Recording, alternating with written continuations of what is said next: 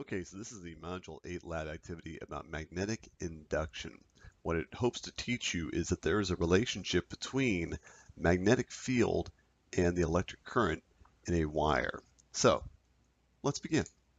So notice what you're looking at here is you've actually got a couple of magnets where you've got a magnetic field. These arrows, these lines with the arrow heads indicates. It indicates a magnetic field. It goes from the north of a magnet. We've got some sort of a bar magnet up here. We've got the south end of a bar magnet, and we've got a magnetic field now set up between these two. And it is directed from the north to the south, and you can actually verify that by viewing it from above. So notice there's two viewing options. You can either view from the side, which is what we are currently doing, or if you click on the view from the side, you actually wind up looking from above. So now we're looking kind of like we're above that north end, looking, and so we see these X's, and the X's indicate that we can think of like arrows, and we're seeing like the tail of the arrow. That's what the X, those are like the little feathers. Which again, so that means it's pointed downward, which means that the point of the arrow is down here at the south end.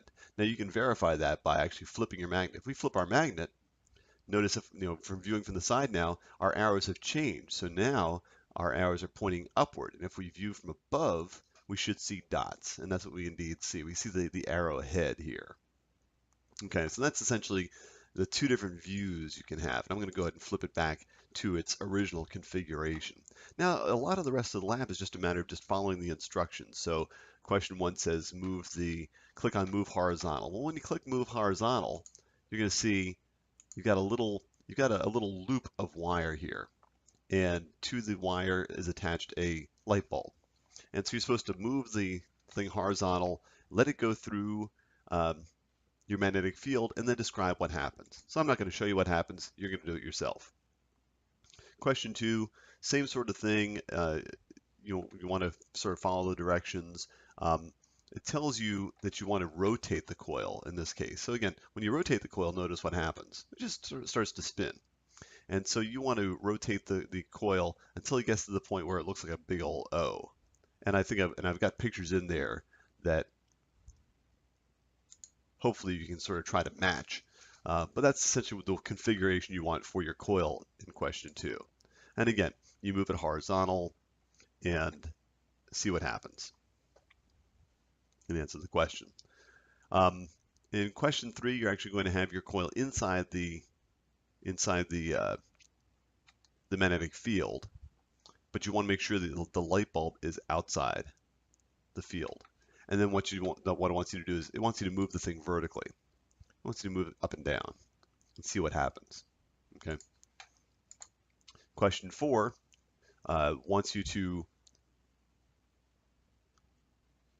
reorient your coil again. So it wants you to rotate until it's essentially flat when you're looking at it edge on. So something like that, pretty close.